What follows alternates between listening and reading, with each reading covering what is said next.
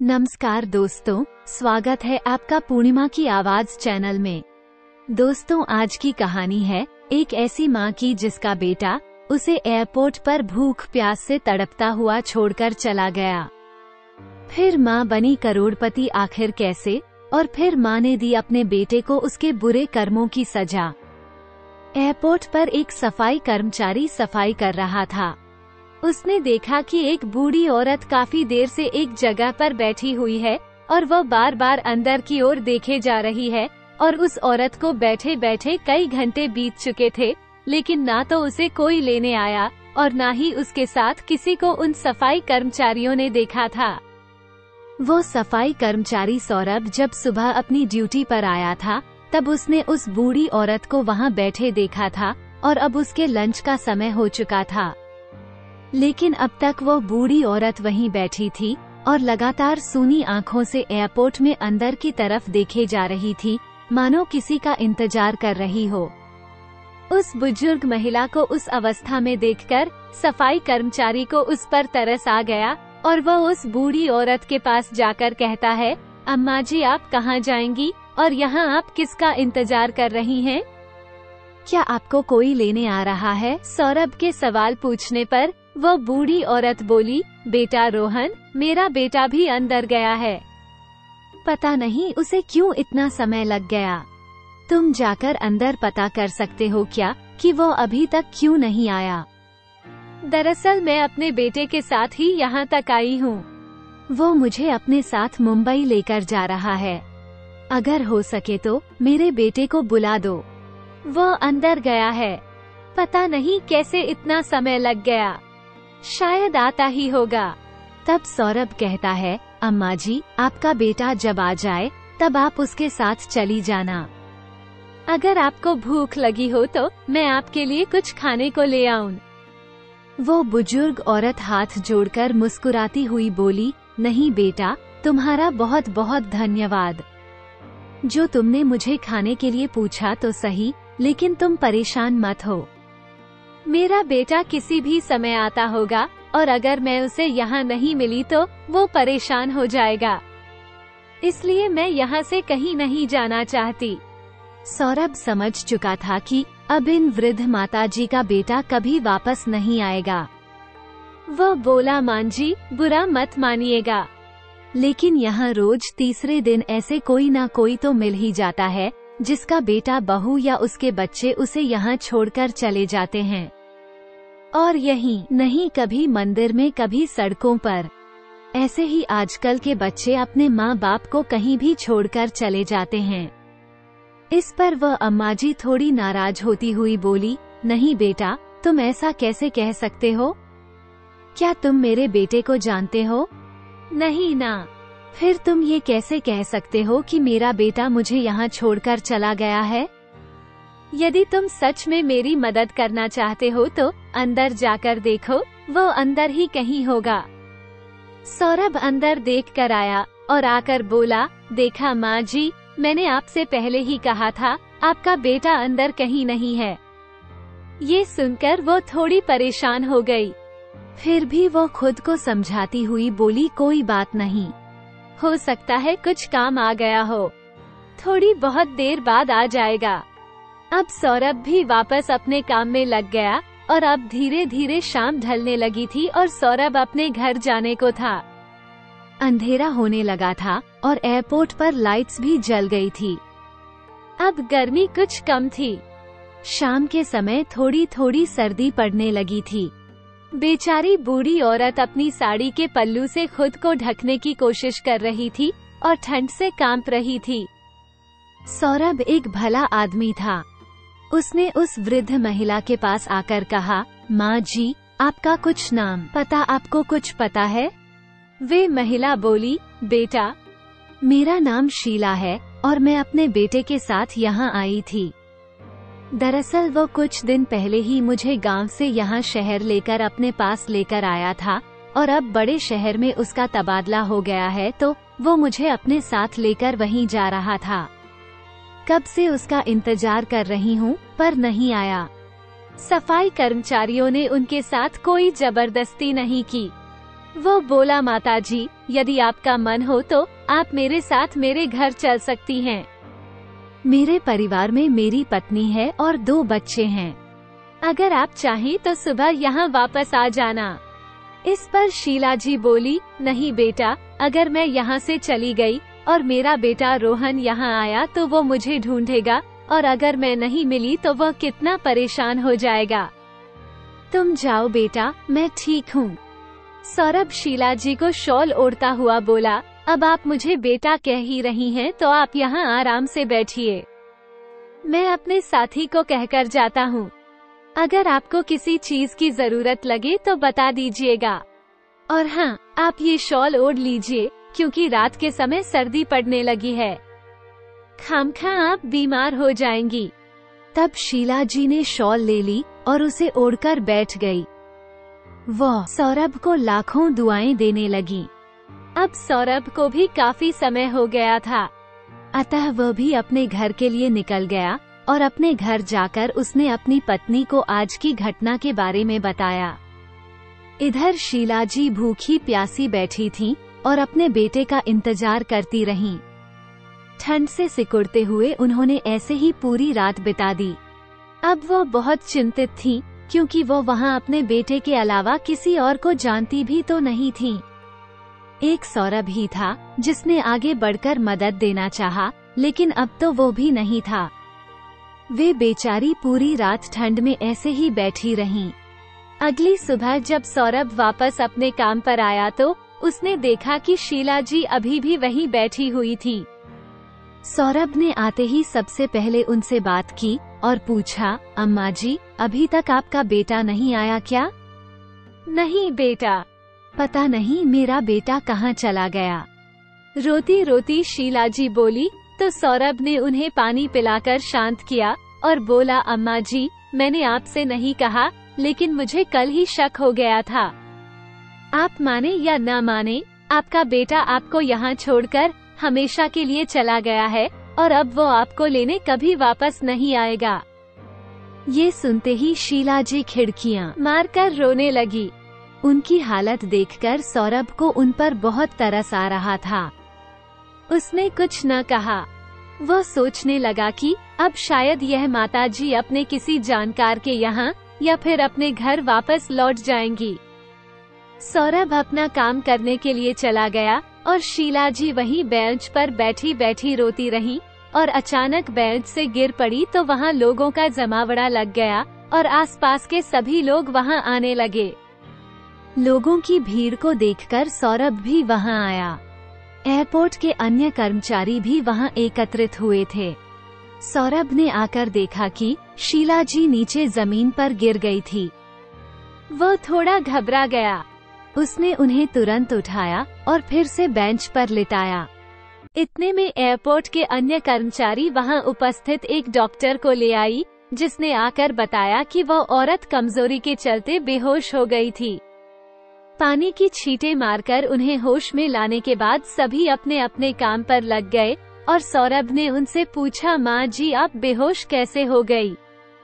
Doctor ने बताया कि कमजोरी हुई थी। क्या आपने कल से कुछ भी नहीं खाया? शीला जी ने नामे गर्दन हिलाते हुए कहा, बेटा, मैं तो यहाँ अपने बेटे के भरोसे ही बैठी थी। मुझे क्या पता था कि वह मेरे साथ ऐसा करेगा। मेरे पास 1 रुपया भी नहीं था जो मैं कुछ खरीद भी पाती। सौरभ को उनकी दशा पर और ज्यादा तरस आ रहा था। वह बोला, जी आप मेरे साथ चलिए। पहले कुछ खा लीजिए, फिर कुछ बात कीजिएगा। सौरभ शीला जी को लेकर वहीं पास की कैंटीन में लेकर पहुंचा और उसने शीला जी के लिए खाना मंगवाया। अब उसने उनसे बातों बातों में जानने की कोशिश की। वह बोला, माँ जी, आप कब से यहाँ बैठी थी? अब जब आपको पता चल ही गया है कि आपका बेटा अब आपको लेने वापस नहीं आएगा, तो आप अपने घर वापस क्यों नहीं चली जाती? आप अब अपने घर वापस लौट जाना। यहाँ तो आपकी जिंदगी और मुश्किल हो जाएगी। शीला जी बोली, बेटा, मैं जाऊँ भी तो कहाँ जाऊँ? मेरे बेटे ने मुझे किसी लायक नहीं छोड़ा। मतलब? चौंकते हुए सौरभ ने कहा। तो शीला जी ने बताया कि विदेश जाने से पहले उनका बेटा जब उन्हें लेने गांव आया था तो उसने कहा था, माँ, अब मैं आपको हमेशा के लिए अपने साथ ले जाने आया हूँ। चलिए मेरे साथ, और अब हमारा वापस आना नहीं होगा तो हम घर को बेच चलते हैं। उसने मेरा घर भी बेच दिया। अब मेरे पास सड़कों पर रहने के अलावा और कोई चारा नहीं है। ये कहते कहते ही वो रोने लगी। उनकी दशा देखकर उसे बहुत दुख हो रहा था, पर वह करता भी क्या बेचारा। वो खुद एक छोटी सी नौकरी करके अपने परिवार का पालन पोषण कर रहा था, इसलिए वो कुछ न कह सका। उसने उन्हें शांत कराया और खाने का बिल देकर वहाँ से चला गया। शाम को जब वह अपने काम से घर वापस लौटने लगा तो देखा कि शीला जी एयरपोर्ट के बाहर फुटपाथ वाली जगह पर एक बूढ़ी औरत बैठी थी और उसके आसपास कुत्ते भौंक रहे थे, और वह बूढ़ी औरत कुत्तों से बचने के लिए वही बड़ा पत्थर उठाकर उन्हें डराने की कोशिश कर रही थी, और इसी कारण वे कुत्ते और ज्यादा भौंक रहे थे, जिनकी आवाज से आसपास के और कुत्ते भी दौड़े आ रहे थे, और वह बूढ़ी औरत बेचारी डरते डरते उन्हें भगाने की कोशिश कर रही थी और धीमे कदमों से पीछे हट रही थी। वहीं पर लगी एक स्ट्रीट लाइट की रोशनी में उसने देखा तो पता चला कि यह बूढ़ी औरत कोई और नहीं बल्कि शीला जी हैं, और अब ये सब देखकर सौरभ से रुका न गया। वो वहां गया और एक डंडे से कुत्तों को भगाकर शीला जी को एक तरफ बिठाया। वो थोड़ा साइड में जाकर अपनी बीवी को फोन मिलाता है और अपनी पत्नी को आज का सारा वाकया बताते हुए कहता है, वीना, मैं अपनी माँ को तो पैसों की कमी के कारण नहीं बचा पाया, लेकिन अगर कभी मैंने जाते जाते देखा कि अम्मा जी के साथ कुछ बुरा हो गया तो मैं शायद खुद को कभी माफ न कर पाऊँ, और फिर अब कुछ हो या ना हो, कम से कम 2 वक्त की रोटी तो हम इन्हें दे ही सकते हैं। और बूढ़े आदमी को क्या चाहिए? अगर तुम कहो तो मैं इन्हें अपने साथ घर ले आऊं। वीना काफी समझदार थी। वो बोली, कोई बात नहीं है, अगर तुम्हें सही लगता है तो ले आओ, हमसे जैसा बन पड़ेगा। वैसे हम उनकी मदद करेंगे और फिर जैसे हम सब खा पी रहे हैं सोच लेंगे। घर में एक और सदस्य बढ़ गया है। ये सुनकर सौरभ बहुत खुश हुआ और शीला जी को लेकर अपने घर पहुंचा। उसका घर बहुत छोटा था, जहां वो अपनी पत्नी और बच्चों के साथ रहता था। शीला ने जब ये देखा तो उन्होंने कहा, बेटा, तुम लोग मेरे कारण परेशान हो जाओगे। कोई बात नहीं, ईश्वर ने मेरे नसीब में जो लिखा है होगा तो वही, इसलिए परेशान मत हो, मैं कहीं और रह लूंगी। सौरभ कहता है, नहीं मान जी, हमें आपके आने से कोई परेशान हानि नहीं होगी, उल्टा खुशी होगी, है ना वीना? वीना ने भी खुश होते हुए कहा, हाँ जी, ये बिल्कुल सही कह रहे हैं, हमें आपके आने से कोई परेशानी नहीं है, और फिर अभी आपने ही तो कहा कि जो आपके नसीब में है वही होगा। तो बस आप मान लीजिए कि अब से आपके नसीब में इस घर में रहना ही लिखा है। अंदर आइए माँ जी, और इसे अपना ही घर समझिए। वीना शीला जी का हाथ पकड़कर उन्हें अंदर ले आई। उन्हें बैठने के लिए आसन दिया और पानी लाकर दिया। फिर परिवार के सभी लोग एक साथ खाना खाने बैठे। शीला जी अभी तक थोड़ी सी असहज महसूस कर रही थी। वे भी सबके साथ खाना खाने लगी।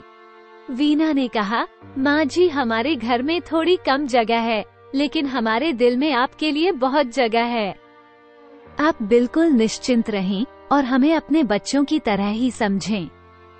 जैसे घर के बाकी सदस्य रहते हैं, वैसे ही आज से आप भी इस घर की सदस्य हैं, तो आप बिल्कुल निश्चिंत रहें। अगर आपको कोई भी परेशानी होती है तो आप मुझे बताएं।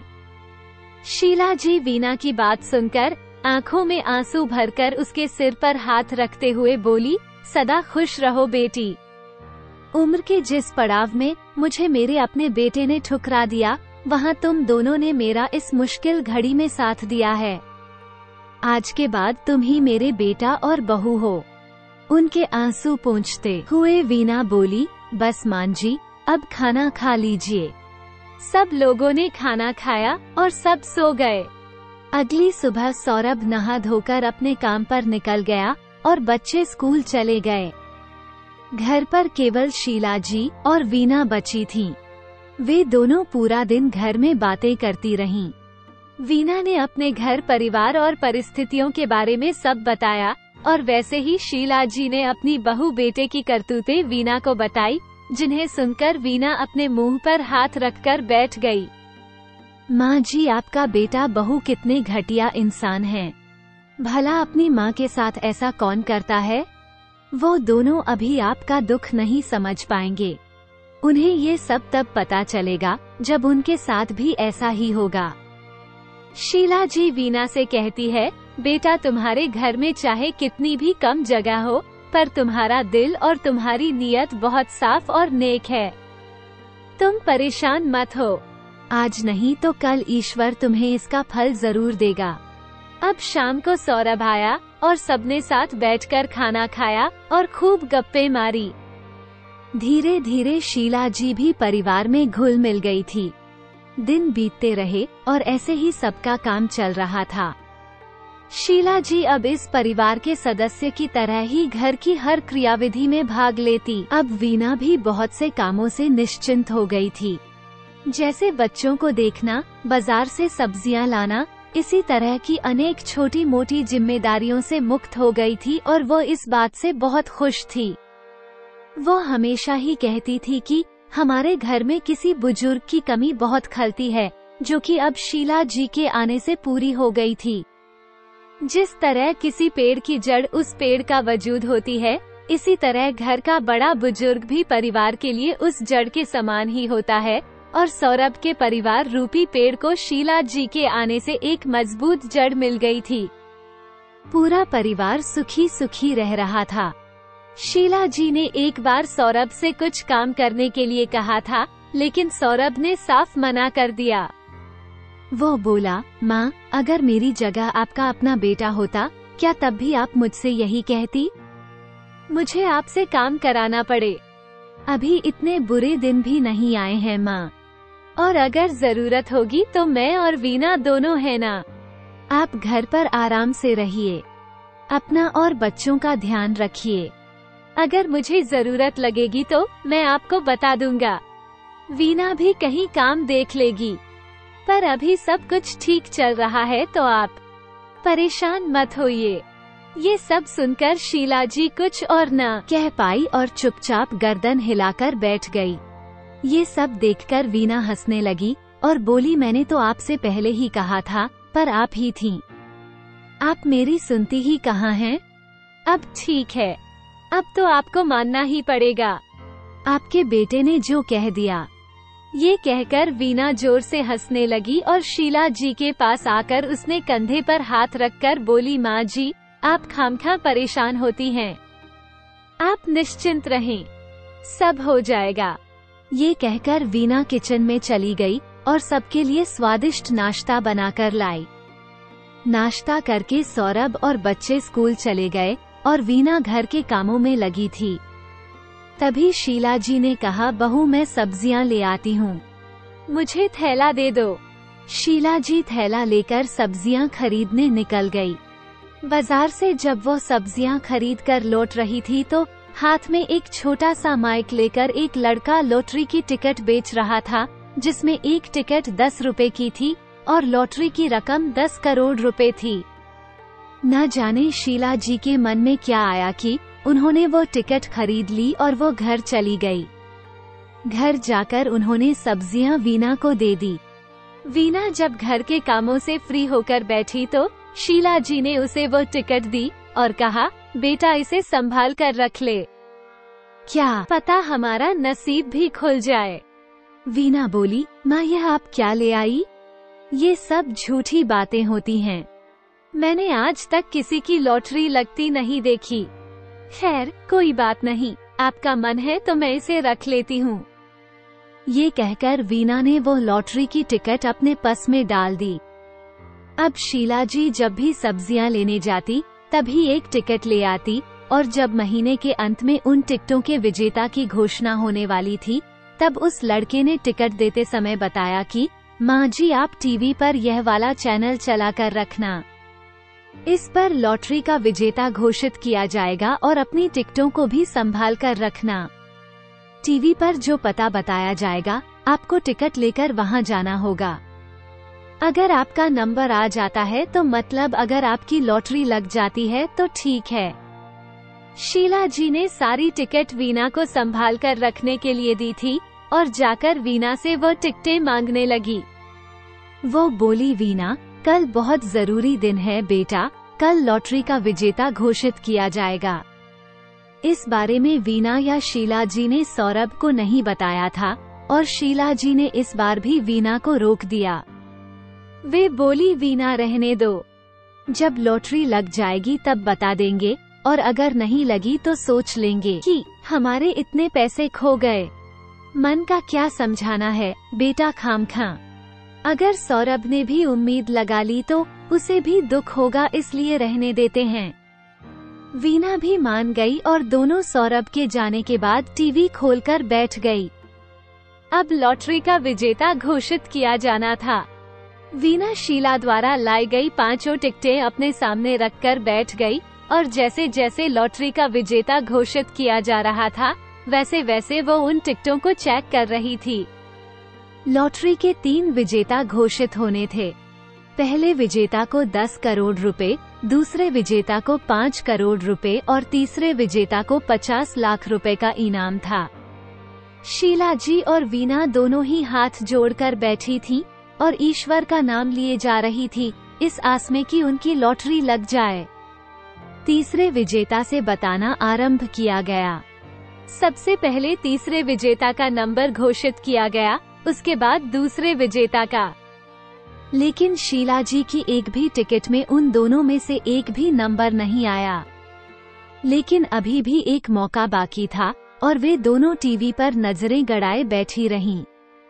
जैसे ही तीसरा विजेता घोषित किया गया तो वे दोनों अपने सिर पर हाथ रखकर बैठ गई, क्योंकि तीसरे नंबर की टिकट यानी जो पहला विजेता था, जिसे 10 करोड़ रुपए का इनाम मिलना था, वो विजेता भी कोई और निकला। टिकट का नंबर कुछ और था। शीला जी के पास स्थित टिकट में से एक का भी नंबर उससे मेल नहीं खा रहा था। गुस्से में आकर वीना उन टिकटों को फेंकने लगी। तभी टीवी पर घोषणा करने वाले एंकर ने कहा, माफी चाहेंगे दर्शकों, किंतु यहाँ एक छोटी सी गलती हुई है। ये जो पहला विजेता है, इसके लॉटरी टिकट की संख्या कुछ और है।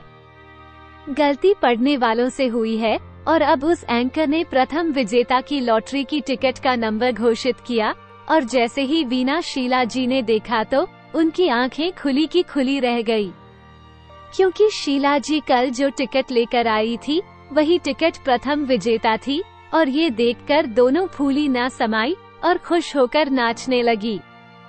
दोनों बहुत ज्यादा खुश थी। वीना और शीला जी बहुत खुश थे और खुशी के मारे वे दोनों उछल रही थी कि तभी सौरभ घर आ गया।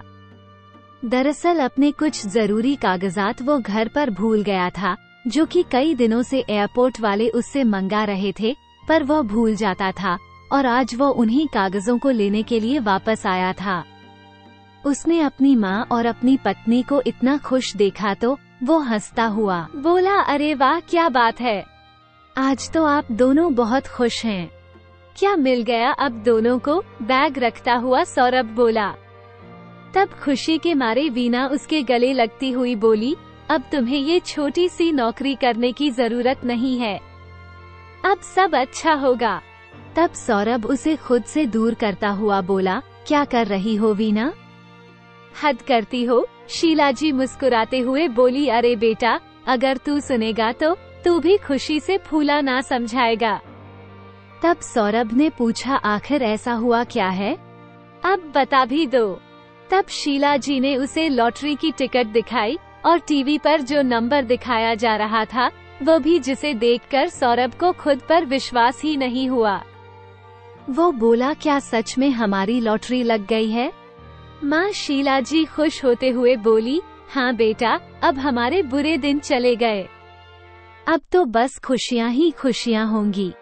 अब तू आज अपने काम से छुट्टी ले ले, हमें इस पते पर जाना है, यहाँ इनाम की राशि हमें दी जाएगी। सौरभ ने फोन किया और आज की छुट्टी लेकर वो शीला जी को लेकर उस पते पर पहुंचा जहां इनाम की राशि दी जानी थी, और क्योंकि रकम बहुत बड़ी थी इसीलिए न्यूज पर दिखाया जा रहा था।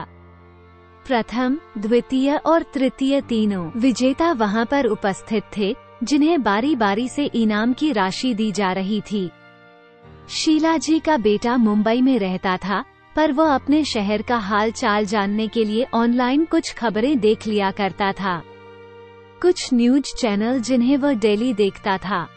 जैसे ही उसने न्यूज खोली तो उस पर अपनी माँ को देखकर वह चौंक गया, और जब उसे पता चला कि उसकी माँ 10 करोड़ रुपए की मालकिन बन गई है तो वो फूला ना समाया और अपनी माँ को लूटने के इरादे से वो अपने शहर के लिए निकल पड़ा।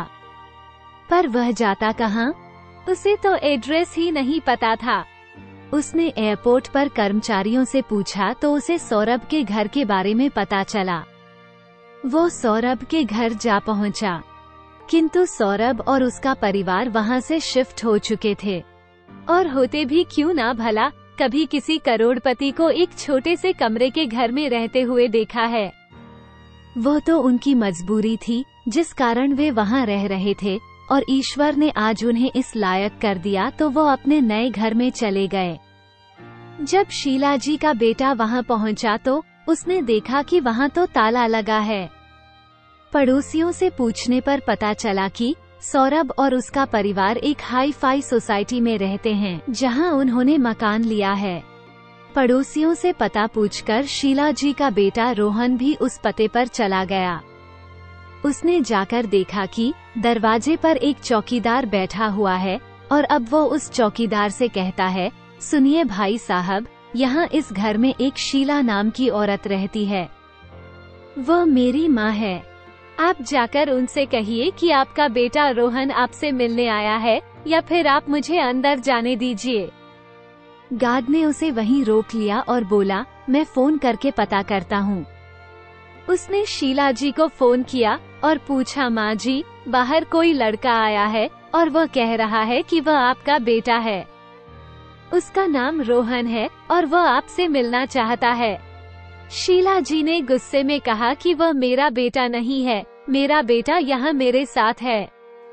उससे कह दो कि चला जाए यहाँ से, मेरा उससे कोई वास्ता नहीं है। शीला जी के मना करने के बाद चौकीदार ने उसे वहीं रोक लिया, और अब वह मन ही मन सोचने लगा कि किस तरह वह अपनी माँ से मिले और किस तरह वह उन्हें मनाएगा, क्योंकि अब तक वह ये तो समझ ही चुका था कि उसकी माँ उससे बहुत नाराज हैं, जिन्हें मनाने के लिए उसे कुछ तो करना पड़ेगा, जिसके लिए उसने एक प्लान बनाया। वह चौकीदार जब वॉशरूम गया तो रोहन चुपके से घर के अंदर आ गया और अंदर आकर चिल्लाने लगा, माँ माँ कहाँ हैं आप? देखो आपका बेटा आ गया आपसे मिलने के लिए। कितने दिन हुए आपसे मिले हुए? मैं तो कब से तरस रहा था आपसे मिलने के लिए। शीला जी को देखकर आगे बढ़ता हुआ रोहन बोला, और जैसे ही वह शीला जी के गले लगने को हुआ, शीला जी ने उसे धक्का देकर खुद से दूर कर दिया और सौरभ को आवाज लगाई। सौरभ अपने कमरे से दौड़ता हुआ आया। क्या हुआ माँ, आप चिल्ला क्यों रही थी? आप ठीक तो हैं? तब शीला जी ने अपने बेटे की तरफ उंगली करते हुए कहा, सौरभ, इस नालायक को इस घर से निकाल दो, मुझे इसकी शक्ल भी नहीं देखनी। सौरभ कुछ समझ नहीं पा रहा था। तभी शीला जी का बेटा फिर से माँ माँ करता हुआ उनके पैरों में लिपट गया। तब सौरभ समझा। सौरभ उसे उठाता हुआ बोला, तो तू है वह नालायक और कमीना बेटा जिसने अपनी माँ को तड़पने के लिए एयरपोर्ट पर छोड़ दिया, जिसने ये भी नहीं सोचा कि वो कहाँ रहेंगी, क्या करेंगी, वो अपना जीवन कैसे जिएंगे, जिसने उन्हें जीते जी मरा हुआ समझ लिया। आज उसे अपनी माँ की याद आई है। तुम जैसे कमीनों को मैं बहुत अच्छे से जानता हूँ, और तू यहाँ किस इरादे से आया है मैं वह भी जानता हूँ। निकल जा यहाँ से, वरना मैं तेरी जान ले लूँगा, सौरभ ने धक्का देते हुए कहा। तब वह लड़का अपने हाथ की नस पर चाकू रखता हुआ बोला, माँ, अगर आपने मुझे माफ नहीं किया तो मैं अपनी जान ले लूंगा। शीला जी उसे इस तरह देखकर बोली, तुझ जैसा स्वार्थी कभी भी अपनी जान नहीं दे सकता, केवल दूसरों की जान ले सकता है। मैं अच्छे से जानती हूँ कि तू ये सब ड्रामा किस लिए कर रहा है। तब उस लड़के ने अपनी गर्दन पर चाकू रखते हुए कहा, माँ, मैं आपका ही बेटा हूँ और अब से आपके ही साथ रहूंगा। और अगर आप इस बात के लिए नहीं मानी तो मैं खुद को मारकर आप लोगों को अपनी हत्या के जुर्म में फंसा दूंगा। तो मुझे भी यहाँ अपने साथ रखो या फिर मुझे इनाम के वो पैसे दे दो, मैं यहाँ से चला जाऊंगा। सौरभ ने जैसे ही उसे धक्का देने के लिए हाथ आगे बढ़ाया, वैसे ही उसने सौरभ को खींचकर उसकी गर्दन पर चाकू रख दिया और शीला जी को धमकी देने लगा, अगर आपने मुझे इनाम के पैसे नहीं दिए तो मैं इसे जान से मार दूंगा। शीला जी सौरभ की जान को खतरे में देखकर घबरा गई और बोली, नहीं नहीं, मेरे बेटे को कुछ मत करना, मैं तुम्हें जितनी भी रकम है सब देने के लिए तैयार हूँ। ऊपर खड़ी हुई वीना ये सब देख रही थी, जिस पर शीला के बेटे रोहन का बिल्कुल भी ध्यान नहीं था। वीना ने तुरंत पुलिस को फोन किया और सारी घटना की जानकारी दी। शीला जी ने सौरभ की जान बचाने के लिए वीना को आवाज लगाई और कहा, बहू, घर में जितने भी पैसे और गहने हैं सब भर लाओ, मुझे मेरे बेटे की जान से ज्यादा प्यारा कुछ नहीं है। तब ये सब देखकर रोहन शैतानी मुस्कुराहट लाते हुए बोला, अरे वाह, बड़ा प्यार है। माँ बेटे में अपने सगे बेटे से इतनी नफरत और इस पराये से इतना प्यार। तब शीला जी बोली, सब कुछ तेरे कर्मों के कारण है। जरूरी नहीं कि अपना खून है तो वही सगा है या वही आपका ख्याल रखेगा। तूने तो मुझे मरने के लिए छोड़ दिया था। उस वक्त मेरा यही बेटा था जिसने मेरा साथ दिया, तो भला मैं आज इसे यहाँ मरने के लिए कैसे छोड़ सकती हूँ। रोहन इन सब बातों में लगा था और क्योंकि वीना ने पुलिस को फोन करके सारी स्थिति बता दी थी, तो पुलिस ने भी चुस्ती दिखाते हुए तुरंत कार्यवाही की।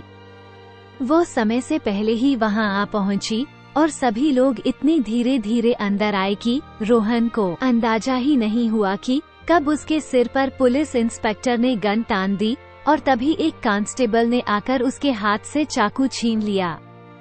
अब रोहन को पकड़कर पुलिस वाले ले गए और उसे जेल में डाल दिया। सबूतों का कोई अभाव नहीं था क्योंकि पुलिस ने उसे रंगे हाथों पकड़ा था, किसी की जान लेने की कोशिश करते हुए, जिसके कारण रोहन को उम्र कैद की सजा हुई और शीला जी अपने बेटे सौरभ और बहू वीना के साथ खुशी खुशी रहने लगी। अब वे अपना जीवन बहुत सुखी सुखी व्यतीत कर रही हैं। शायद ये सौरभ और वीना के कर्मों का फल था जो उन्हें मिला। उन्होंने एक असहाय की मदद की और ईश्वर ने फल स्वरूप उन्हें इतना बड़ा तोहफा दे दिया। दोस्तों, जरूरी नहीं है कि आपका अपना खून है तो केवल वही आपकी सेवा कर सकता है या आपका ख्याल रख सकता है। कई बार पराये रिश्ते इतने अपने हो जाते हैं जितना आपके अपने रिश्ते भी नहीं हो पाए। खून के रिश्ते होने से ही सब कुछ नहीं होता। इंसान के मन में जब तक दूसरे व्यक्ति के लिए प्रेम भावना ना हो, स्वार्थी व्यक्ति कभी किसी का सगा नहीं होता, चाहे वो उसके अपने ही क्यों ना हो। तो दोस्तों, ये थी हमारी आज की कहानी। कहानी आपको कैसी लगी कमेंट बॉक्स में जरूर बताएं। वीडियो को लाइक और शेयर करना ना भूलें और चैनल को सब्सक्राइब कर लें ताकि नए नए वीडियोस की नोटिफिकेशन आपको मिलती रहे। तो मिलती हो दोस्तों ऐसी ही एक दिल दहला देने वाली कहानी के साथ। तब तक के लिए बाय बाय मेरे प्यारे दोस्तों।